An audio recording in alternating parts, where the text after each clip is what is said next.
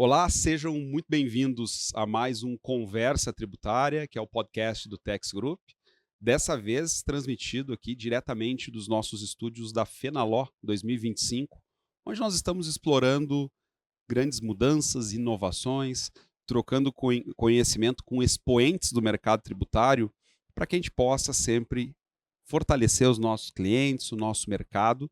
E hoje eu tenho um grande prazer de receber aqui a doutora Silvia Piva, que é sócia do GHBP Advogados, aqui em São Paulo. É uma das palestrantes do nosso Tax Experience 2025, estará em um dos painéis, abrilhantando, né, o nosso evento, mas hoje nos visita aqui na Fenaló para a gente ter um primeiro talk, uma primeira conversa sobre inovação no mercado tributário. Silvia, muito bem-vinda.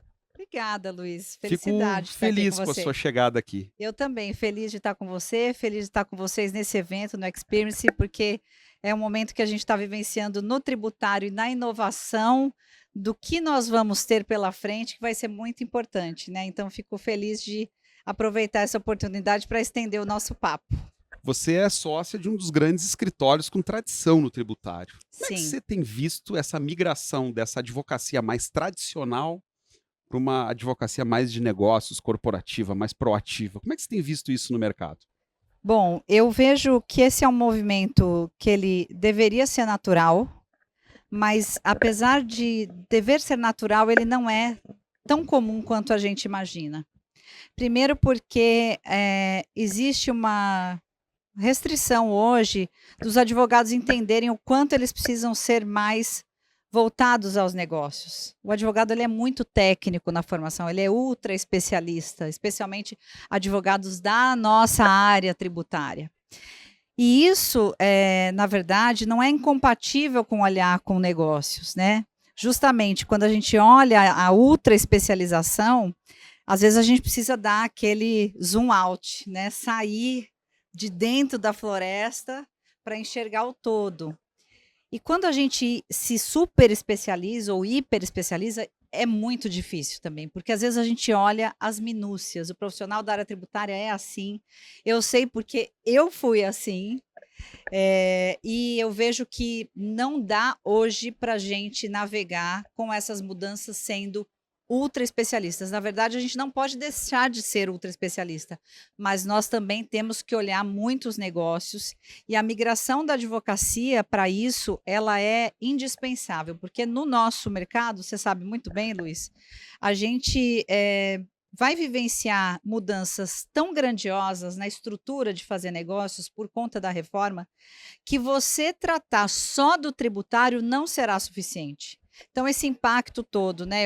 Tem uma imagem que a gente põe nas palestras sobre a reforma, que a reforma tributária ela é uma luz, né? Até para ser positiva, é uma luz, só que ela ilumina todas as áreas de negócio, estratégica e até aquelas áreas que até se consideram menos estratégicas, como a área de tecnologia, que quando a gente chega para falar do impacto que isso vai ter na área deles, eles falam assim, não, isso aqui não é comigo. Então, a importância que a gente precisa ter de visão de negócio para o nosso negócio também, para aproveitar oportunidades, para trazer uma entrega de valor que é muito maior, porque nós advogados, nós temos condições hoje de trazer muita informação relevante para os negócios. Mas se a gente só se fixa na ultra especialização, a gente não dialoga muitas vezes com o problema do cliente. Então, a gente tem que entender o todo e até fazer os nossos negócios avançarem dentro desse mundo que é diferente do que como tudo era pelo menos 10 anos atrás. Quer dizer, para poder ser estratégico na advocacia, eu não posso ter uma visão ultra especializada, ou até posso tê-la, desde que eu consiga, numa condição estratégica, sair do foco da ultra especialização ou do nicho específico de determinado problema e poder enxergar o todo, né? Porque os negócios exigem isso, né? Exato, é assim que eu penso. Até porque eu até critico um pouco uma ideia, Luiz, que as pessoas falam, o século XXI é o século dos generalistas. Falam muito isso. Eu não acho que seja só dos generalistas. Eu acho que sejam uma era em que a gente precisa ter um olhar especializado quando a gente quer resolver um problema, mas sem se dissociar do todo. O todo, tem um autor que fala, o todo é maior do que a soma de todas as partes. E realmente esse todo ele é muito grandioso. Então a gente precisa ter esse olhar do todo, porque você olhar especificamente um assunto, especialmente com reforma tributária, não vai funcionar. Perfeito. Vamos falar de IA? Vamos. IA eu acho que é um tema que não tem como passar essa FenaLaw Não 2025 e nós não cutucarmos um pouquinho sobre IA no ambiente tributário, né? Sim. IA no ambiente de negócio, mas especialmente no ambiente tributário, Sim. que muita gente pode estar saindo do mercado por não ter talvez a profundidade técnica. Como é que é a sua visão do que seria um profissional completo com a figura da IA entrando nesse cenário de mercado? Bom, primeiro que o profissional, para ele ser completo hoje, ele já precisa ser um profissional que conheça muito bem da técnica, seja alguém que domine a legislação, mas ele não pode ser um profissional que seja alheio à tecnologia. Começa por aí. E no mercado, a gente tem uma dificuldade grande com profissionais sem conhecimento básico de tecnologia. Ah, mas eu sei mexer no ChatGPT. Ok, ótimo, parabéns que você testa, que você sabe fazer bons prompts. Mas eu quero saber se você consegue identificar como essa ferramenta vai poder te ajudar e agregar valor no teu trabalho. O que você pode construir de soluções a partir de ferramentas que estão disponíveis e como você eleva o seu conhecimento junto da IA. Porque a IA, ela, especialmente essas que a gente usa, IA generativa, que né, vamos dizer, o hype é dela, elas são ferramentas linguísticas probabilísticas. Então eu falo, é uma verdadeira forma de falar que tem a maior probabilidade de ser bonita, de ser eficiente. Mas como é que você faz a crítica? Só se você souber muito. Se você colocar hoje, vamos fazer a legislação da reforma tributária, você vai ver que se você não sabe, você não consegue entender, às vezes, uma boa referência, às vezes uma construção com o ChatGPT feita por inteligência artificial, uma construção do ChatGPT feita com base na legislação da reforma, Lei Complementar 214, por exemplo. Não dá para você confiar nisso, e só se você souber disso muito bem. Então, um profissional hoje, profissionais da área de techs, precisam saber manipular um grande volume de dados, precisam entender o que esses dados podem trazer. E eu vejo hoje em projetos de reforma tributária, a gente precisa saber, por exemplo, volume de fornecedores, volume de pessoas que estão no Simples, volume de mercadorias. Se você pegar todos os dados que a empresa disponibiliza, se você não sabe fazer uma boa leitura dos dados, você não consegue caçar aquele dado. Então, essa já é uma dificuldade do nosso profissional. Então, um profissional que sabe legislação, que sabe manipular os dados e que depois entende como esses dados podem ser um ativo estratégico, e aí sim falar, se eu colocar uma inteligência artificial aqui, ela vai me extrair esses insights e eu consigo conferir por quê, estamos com um profissional top. Quer dizer, eu enxergo aqui pelas conclusões que eu tiro que são 3 grandes pilares fundamentais. Profundo conhecimento técnico, conhecimento de processo apurado e alguém muito criativo. Sim, com certeza. Para poder pensar tanto a processualística quanto o próprio conhecimento, criticando as ferramentas. Sim, é assim que eu penso, viu, Luiz? Como é que você enxerga a questão da responsabilização da IA? Porque hoje é muito sensível o debate sobre as curvas que a IA acaba fazendo, sobre o resultado técnico que uma IA pode propor, um determinado número, uma determinada tendência. Como é que você vê isso na realidade prática do dia a dia das corporações? Eu acho que ainda é muito marginalizada essa questão, porque as pessoas estão com um desejo muito grande por conta das próprias ações de marketing, do próprio movimento. Outro dia eu estava com o senador Eduardo Gomes, que foi o autor do substitutivo do PL 2338, ele falou assim, quem mexe com IA acha que o mundo está só falando da inteligência artificial. Falei, senador, eu acho que a inteligência artificial é reforma tributária, acho que não tem outro assunto. Ele deu risada e, na verdade, quando a gente fala da inteligência artificial, as empresas querem colocar, mas poucas sabem o porquê. Por que nós vamos usar isso? Para que nós vamos usar isso? E que cuidados nós precisamos ter? Enquanto profissionais que temos uma responsabilidade ilimitada, veja, hoje a questão da responsabilização, ela é muito nebulosa ainda. Por mais que a gente tenha logo um marco regulatório da IA, não vai ser simples, porque nós temos papéis definidos, mas existe uma opacidade muito grande de onde termina e começa. Então, eu parto do pressuposto que, independente da legislação, a responsabilidade ela é de todos que criam, escolhem uma ferramenta e usam. Então, eu tenho uma responsabilidade individual e coletiva quando vou usar uma ferramenta. Por exemplo, o simples, que todo mundo sabe, o ChatGPT. Eu posso escrever uma coisa muito legal e falar assim, da onde vem essa ideia? Vem lá do pessoal do Tex Group. Mas foi o ChatGPT que me deu. E tem lá o artigo do Luiz Huff, mas foi o ChatGPT que processou esse artigo, ele já me deu o resumo. E aí eu faço e eu assino. Tá legal para você isso, Luiz? Para mim não tá legal.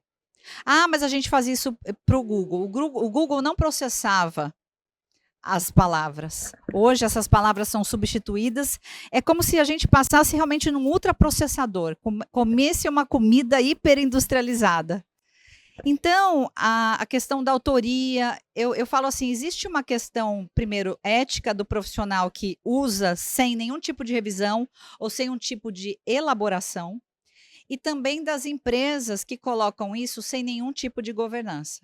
Então, eu falo, a governança ela vem em camadas de escolhas, de princípios de governança, como é que nós vamos usar, de papéis bem definidos, quem vai usar, como vamos ensinar e quem vai cuidar disso.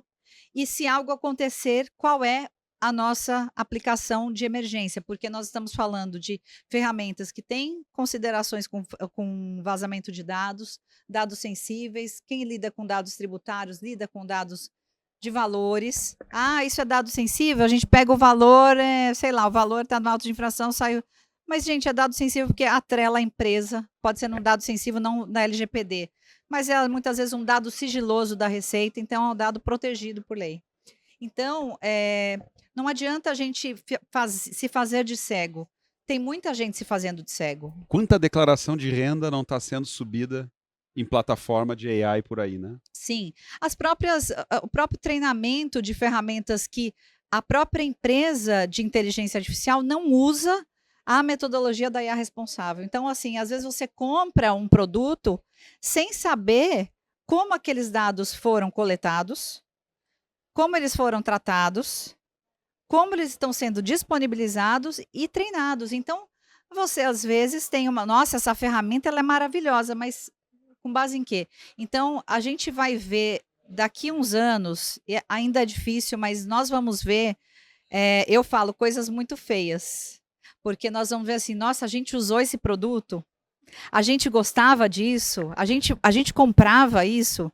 Eu até espero que a gente veja, porque a gente sabe que realmente tem empresas que não têm cuidado algum com o dado, que só querem monetizar esse dado, e tem empresas que compram e também não tomam esse cuidado. Então, é muito importante que a gente entenda o papel da IA responsável, ela é muito mais principiológica, mas tem um valor muito grande, porque a gente fica falando assim, IPL 2338, ele é muito rígido, ele é baseado no IA Act. Tá bom, vamos colocar uma legislação principiológica. Luiz, você acha que uma legislação principiológica no Brasil, sul global, ela funcionaria aqui? Não vai funcionar. No Japão, que Pode a ideia ser. deles pode ser. Mas aqui não. Então, se a gente pode usar princípios, se a gente deveria usar princípios, por que já não usamos esses? Então, essa é a minha dinâmica. Precisamos ter uma lei, mas podemos usar os princípios desde já, ter transparência, responsabilização e, para isso, implementar a camada de governança, que todo mundo sabe como é. Já existe pequenos papéis que podem ajudar você a tratar muito bem uma ferramenta que tem sensibilização, que tem problema de vazamento e todas as questões que a inteligência artificial ela traz hoje para o dia a dia do negócio. Legal. Para a gente fechar, Silvia, um ponto aqui importante. Quais seriam, na sua visão, os principais KPIs, indicadores de performance, para serem implementados com IA na área tributária? O que você acha que as empresas, departamentos fiscais, escritórios jurídico-tributários, auditorias, consultorias deveriam enfatizar nesse cenário como bons indicadores para poder perseguir de agora em diante? Primeiro, eu acho que é legal, assim, eu gosto de sempre ir por um lado das perguntas. Eu pergunto se você tivesse que olhar a maturidade dos seus dados, como ela está hoje? Ah, meus dados estão todos segmentados em planilhas, eu tenho arquivos todos separados. Então, vamos começar a melhorar a qualidade desse dado? As minhas planilhas, inclusive, elas têm, sei lá, mescla de colunas, eu não consigo fazer filtragem. Vamos entender esse dado, que ele pode ser filtrado? Vamos categorizar, vamos sanear esse dado?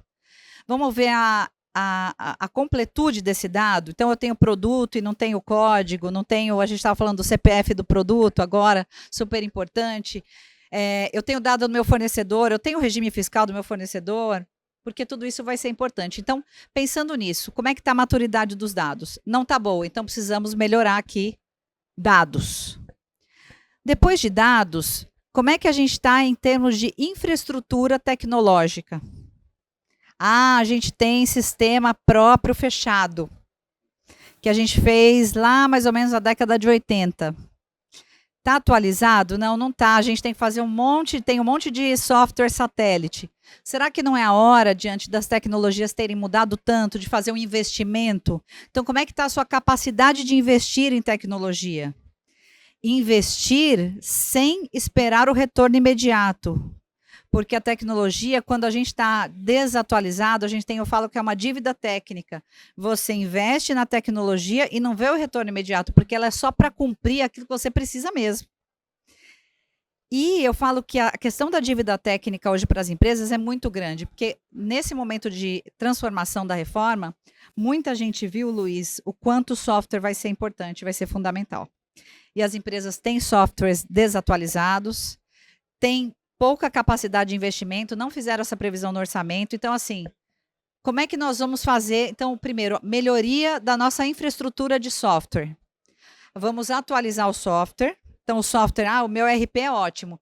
E as soluções que estão acopladas? Qual é o nível dessas soluções? Vamos classificar essas soluções.